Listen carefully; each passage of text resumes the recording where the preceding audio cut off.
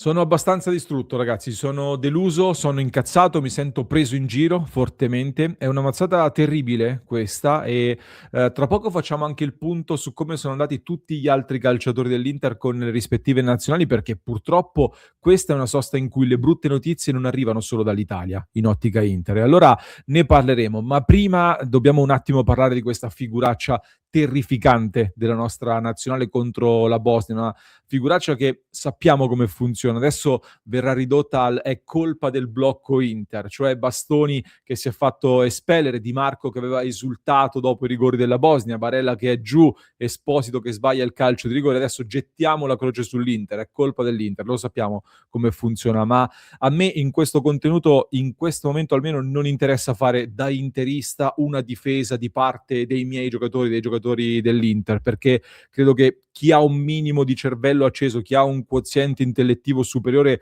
a questa graffetta, ecco, si rende conto che il problema è molto più ampio, un problema che parte da un allenatore che per me è impresentabile a questo livello qua, che è proprio l'esempio anche del perché è giusto che l'Italia non vada al mondiale. E allora intanto vi chiedo di farvi sentire anche nei commenti, voglio sentire anche il vostro sfogo, le vostre opinioni, perché poi lo commenteremo in diretta. A proposito, iscrizione al canale così non vi perdete la diretta alle 19:30, dove porterò anche i commenti del club, la nostra community, dove oggi, qui sopra trovate il QR code per entrare nella community, si è scatenato ovviamente il putiferio in chat ed è giusto così. Io me la prendo innanzitutto con Gattuso, perché Gattuso ha combinato un disastro totale. Stavo sentendo anche tanti commenti sul percorso che aveva fatto fino a qua Gattuso, che aveva anche aggiustato delle cose e ci può stare, ma Gattuso è il primo grande responsabile da indicare in questo momento. E facendo anche il parallelo con altri allenatori della storia, ne parlavo oggi anche con un collega, Prandelli si dimise dopo l'eliminazione al girone del mondiale. Qui la figuraccia secondo me è ancora più terrificante e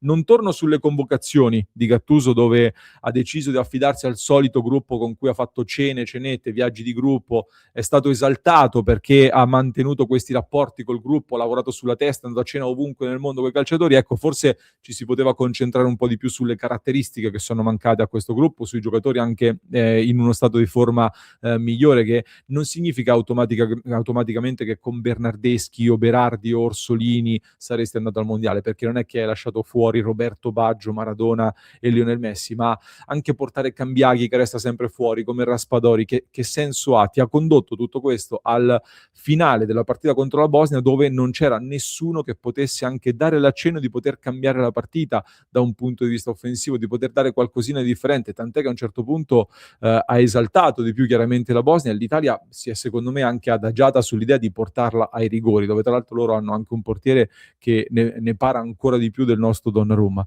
Poi le scelte anche sulla singola partita. Contro l'Irlanda del Nord ti è andata bene, l'hai sfangata, sei riuscito a toglierti anche il peso di dosso che si sentiva forte nel primo tempo della gara con l'Irlanda del Nord.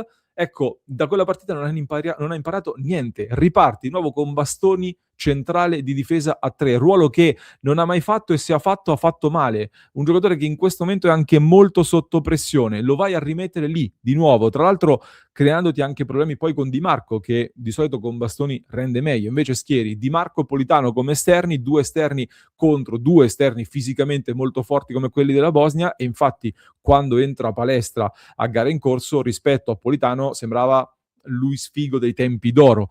Fuori Barella, Locatelli, ancora una volta, che giocatori che non stanno facendo cose clamorose, non stavano facendo cose clamorose, ma hanno delle caratteristiche, e mi ricorda un po' l'errore che ultimamente sta commettendo spesso anche Cristian Chivo. Vai a perdere totalmente il centrocampo in un momento decisivo della partita, lo ribalti, entrano Cristante e Frattesi, su cui io francamente su Frattesi non so più che dire. Penso che Frattesi negli ultimi 600 minuti in campo tra Nazionale e Inter abbia toccato 25 palloni in tutto, probabilmente. Ieri 9 ne ha toccati, se non sbaglio. Con l'Inter due palloni in 12 minuti. Ecco, in 600 minuti avrà toccato gli stessi palloni che Cialanoglu tocca nei primi 15, ma nemmeno, nei primi 7 addirittura. Poi Reteghi, ci poteva stare, dici, la voglia di rivalsa dopo l'Irlanda? Non lo so, ma Moise Ken ha avuto un problema, altrimenti non capisco perché Dzeko può giocare 120 minuti e Ken, l'unico pericoloso tra l'altro, non dovrebbe farcela. Di Marco che sta crollando nei finali, che criticava prima perché veniva sostituito, lo vediamo che adesso non ce la fa più a reggere, soprattutto contro avversari così fisici, e resta dentro fino a che non prendi gol. Per non parlare poi Per non parlare poi della scelta dei rigori. Io qui ci torno perché avevo criticato anche Chivu per la scelta sui rigori e per aver detto che i rigori sono una lotteria. Non sono una lotteria, i rigori. Si studiano, si analizzano e si preparano. Ci devi arrivare con preparazione, soprattutto se sei scarso, soprattutto se non sei forte. E vai a scegliere Pio Esposito come primo rigorista. Io sono quando l'ho visto sul dischetto ho detto: "È finita", perché, non aveva totalmente senso e in più si sa che chi sbaglia il primo rigore tendenzialmente va a perdere. Dall'altra parte mi è stato detto: però loro hanno fatto battere il rigore Ala Ibegovic, che ha 3 anni in meno di Pio Esposito, quindi è più giovane", ma non è un paragone sensato ragazzi, non è un paragone sensato.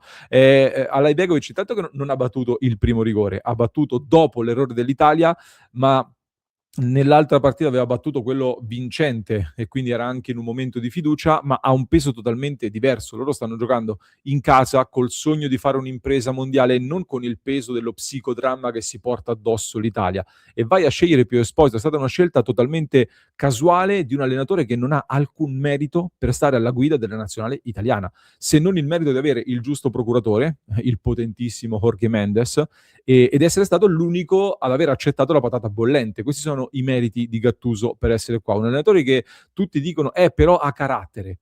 Ma ha carattere cosa? Quale carattere ha portato a questa Italia? In uno stadio di 8.000 spettatori, più grande quello in cui andavo a giocare io da bambino, vai in vantaggio su un errore dell'avversario che dovrebbe spezzare le gambe, dovrebbe tagliare le gambe all'avversario e invece vai in vantaggio e ti caghi sotto in quella mezz'ora. L'Italia si è cagata sotto, ragazzi, anche in vantaggio dopo un errore dell'avversario.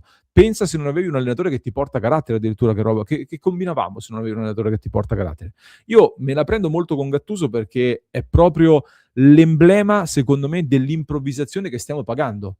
Sei nella melma, per non dire altro, non hai idee, non c'è programmazione. Sì, affidiamoci alle vecchie glorie, come se essere riuscito a vincere un mondiale da calciatore ti dia automaticamente i meriti e il valore per poterlo fare anche da allenatore o da dirigente, perché il discorso va fatto anche per Buffon, un Buffon che viene messo dentro, si porta dietro Bonucci e scelgono Gattuso. Quali meriti hanno questi elementi, questi personaggi qua per guidare l'Italia in questo momento di totale navigazione a vista? Ecco, nessun merito. Poi adesso tornerà la solita retorica dei ragazzini che non giocano a calcio, della troppa tattica nei settori giovanili, gli stranieri, i soliti discorsi che ormai si fanno da 12 anni in cui continuiamo a far schifo a livello mondiale, tranne quell'acuto dell'europeo, i discorsi sono sempre quelli, cose che magari hanno anche la loro verità, sono cose che assolutamente vanno riformate e bisogna farlo quanto prima, anche perché poi tutte queste cose, prima di implementarle, di vederne gli effetti, avrai bisogno di 6, 8, 10 anni, forse anche di più.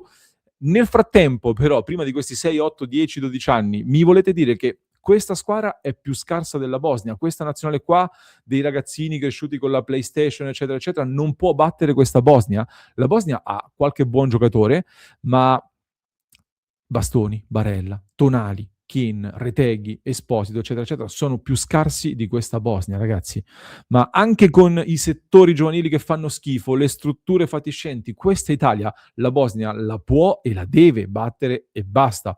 Quindi bisogna fare piazza pulita, senza alcun dubbio. Responsabilità ai calciatori che hanno fatto questa figuraccia, responsabilità agli allenatori e dirigenti, a Gravina che non ha nemmeno chiesto scusa e per toglierlo da quella poltrona andrà portato via a forza con le forze dell'ordine che dovranno scollarlo da quella poltrona lì. Nessuno che si assume le proprie responsabilità. Poi chi vuole fare il giochino del blocco Inter che non fa vincere, quello si commenta da solo. Lasciamolo lì col loro telefonino, mettetegli in mano il telefonino e dite sì, vabbè, ti sei divertito a scrivere la cazzata, adesso torna a mettere i memini e i mi piace alle cazzate sui social. Eh, Bastoni poteva anche far tirare l'avversario, perché abbiamo capito che ormai nel primo tempo soprattutto è meglio prendere un gol che rimanere in 10 per come sta andando il calcio in questo momento. Ma Donnarumma che fa quel rinvio lì, Mancini, dove stava Mancini in quella situazione lì? Il filtro del centrocampo, dove stava? Ecco, È tutta una catena di errori che porta all'errore poi quello di Bastoni, che non doveva innanzitutto giocare lì, non doveva essere riconfermato lì. L'Italia che poi non ha, anche qui no, stiamo continuando a dire l'Italia, giochiamo con la difesa a 5 praticamente. Continuiamo a giocare con un 3-5-2 che però è una difesa a 5 sostanzialmente. Un'Italia che non ha più difensori forti, siamo cresciuti col movimento, l'Italia, il catenaccio, eccetera, eccetera. Adesso il miglior marcatore dell'Italia è Buongiorno, il che è tutto un dire anche per come sta andando Buongiorno in questo momento, e giochiamo ancora con questa difesa, col voler fare la difesa rocciosa e ripartenza, ma cambiamo modo anche di giocare. Se non ce le hai quelle caratteristiche lì, cambiamo modo. E allora io sono molto preoccupato in questo momento perché al di là del fatto che non andremo al mondiale, questa cosa mi ferisce molto e mi dispiace molto. Sono preoccupato per l'Inter perché voglio vedere come reagisce Bastoni, voglio vedere come reagisce Barella. Su Di Marco penso che sia un tema molto fisico, alla fine non credo che sia stato massacrato per le prestazioni in campo, altri sono stati massacrati di più, vedremo. Esposito andrà protetto perché è un ragazzo giovane, Frattesi, vabbè, non lo commento. Ci saranno delle ripercussioni, temo, ci saranno delle ripercussioni perché poi nel frattempo anche altri interisti non sono andati benissimo in questa sosta e l'Inter domenica ha una partita fondamentale contro la Roma. Vi faccio anche un elenco veloce di chi si è qualificato e chi no al mondiale. Quindi fuori tutti gli italiani e purtroppo anche Piotr Zelinski con la Polonia non si è qualificato, fuori nella sconfitta con la Svezia. Si sono qualificati invece al playoff Çalhanoğlu con la vittoria sul Kosovo, e tutti gli altri erano già qualificati da Akanji, Dumfries, De Vrij, Sucic, Thuram, Lautaro, Bissek e anche Bonni con la Costa d'Avorio. Questo è l'elenco dei qualificati. Dicevo poi altre brutte notizie. Intanto a partire dall'Olanda, dove ci sono state delle polemiche attorno agli interisti. Dumfries è stato espulso nella seconda gara amichevole che ha giocato l'Olanda proprio ieri sera, espulso dopo 12 minuti contro l'Ecuador, con un intervento che ha ricordato un po' l'errore con Sulemana che è andato giù e ha lasciato l'Olanda in 10. Ho sentito il commissario tecnico dell'Olanda che sulla situazione ha detto che De Vrij aveva subito un fallo e quindi non essendo stato dato il fallo, Dumfries poi è stato trovato impreparato e quindi diciamo che l'espulsione di Dumfries è ingiusta perché prima c'era fallo su De Vrij. Mi ha ricordato un po' delle cose che abbiamo vissuto anche all'Inter di recente. In Olanda però si è accesa di nuovo la polemica perché su De Vrij è un po' messo nel mirino dai tifosi olandesi, e leggevo anche su dei blog, sono andato a ripescarmi dei commenti, hanno detto ecco Koeman che vuole difendere De Vrij perché se lo vuole portare al mondiale, vuole continuare a insistere su di lui e invece è impresentabile, addirittura ho letto, quindi polemica su De Vrij, e anche Dumfries ha commesso un altro errore che testimonia ancora come non sia al 100% secondo me dopo, e lui stesso l'ha detto in conferenza stampa dopo il problema alla caviglia. Akanji ha giocato con la sua Svizzera, nella gara contro la Germania era stato massacrato nella prima gara, e nella gara contro la Norvegia ha giocato di nuovo da centrale della difesa 3, tra l'altro giocando con una difesa molto alta, con tanto campo alle spalle. Ha commesso un altro errorino di distrazione che ha portato poi ad un calcio d'angolo, ha creato qualche preoccupazione, poi però contro Haaland ha retto e la partita è finita 0-0, quindi ha giocato abbastanza solido, ma un'altra piccola distrazione e delle critiche che anche in Svizzera ci sono in questo momento su Akanji. Zielinski invece purtroppo esce, speriamo che questo non influisca anche a livello mentale su Zielinski che è uscito con la Polonia.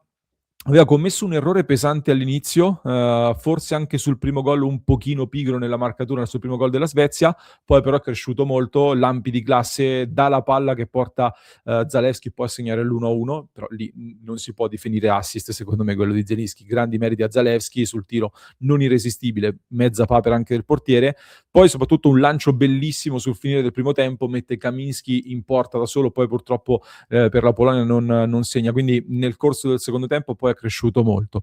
Buone notizie sono arrivate invece più da Hakan Çalhanoğlu, devo dire, che con la sua Turchia ha vinto lo spareggio contro il Kosovo e quindi andrà al mondiale. Arrivavamo a questa partita col Kosovo anche molto in ansia perché in Turchia avevano detto che stava facendo un lavoro personalizzato perché non era al top della forma, ma comunque avrebbe giocato.